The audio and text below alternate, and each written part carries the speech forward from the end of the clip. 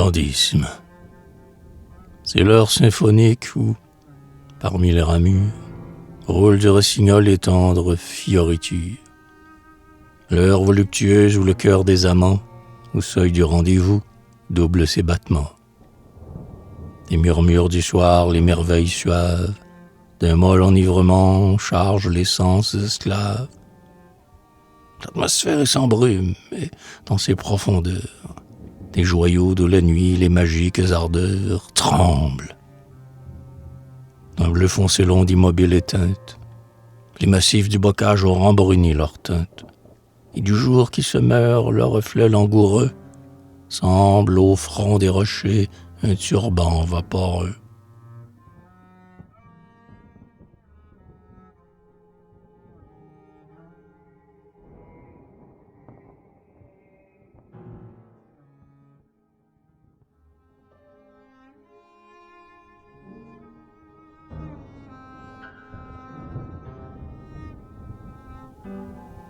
Assis dans les rameaux d'un chêne opaque et moite, au bord d'un vivier pur dont la nappe miroite, je savoure à loisir les sourdes voluptés que la nature envoie à mes nerfs enchantés.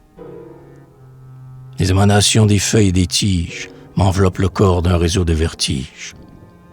Mon œil ensorcelé se baigne avec amour dans la moire lunaire aux floconneux contours.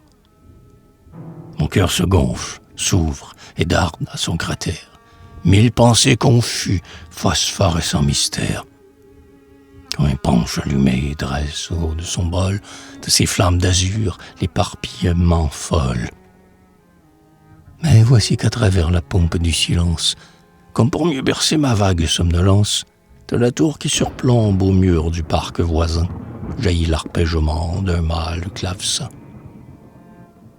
Grâce aux brises du soir qui, dans leur fantaisie, ont du boudoir obscur ouvert la jalousie, les notes, les accords, mélodieux follets.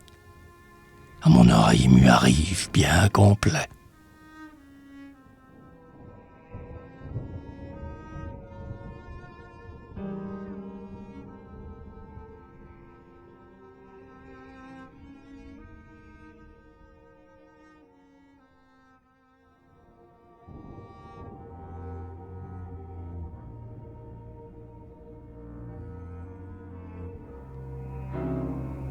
Et d'abord, c'est le miracle des oratorios divins que, dans leur chaste cénacle, font ouïr les séraphins.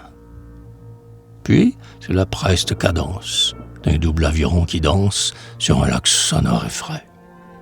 C'est la rumeur monotone d'une rafale d'automne décourant dans les forêts. C'est le déchirement de rideaux de nuages ou la livide main d'un gnome des orages dessine avec la foudre un delta sulfureux. C'est le roulement sourd des lointaines cascades qui s'en vont envahir, après 1000 saccades, un précipice ténébreux. C'est le choc de deux armées, aux prises dans les vallons, qui, les chairs bien entamées, pourpre de sang les sillons. Entendez-vous les cymbales?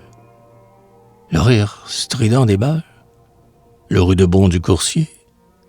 L'obus qui fouille la terre, et les coups de cimetière parmi les bustes d'acier. C'est le sanglot d'amour, le doux râle qui tombe de l'arbre où, pour aimer, se blottit la colombe. C'est la voix de cristal des champêtres clochers.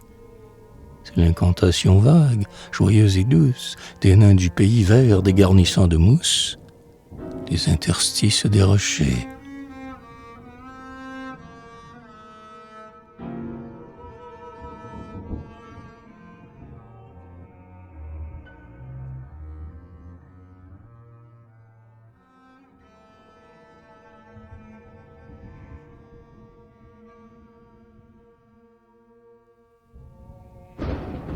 Que ce luxe d'accords, fugace mosaïque, improvisation pleine d'entraînement, me subjugue, m'étreint, s'allie heureusement au luxe de pensée de mon âme hébraïque.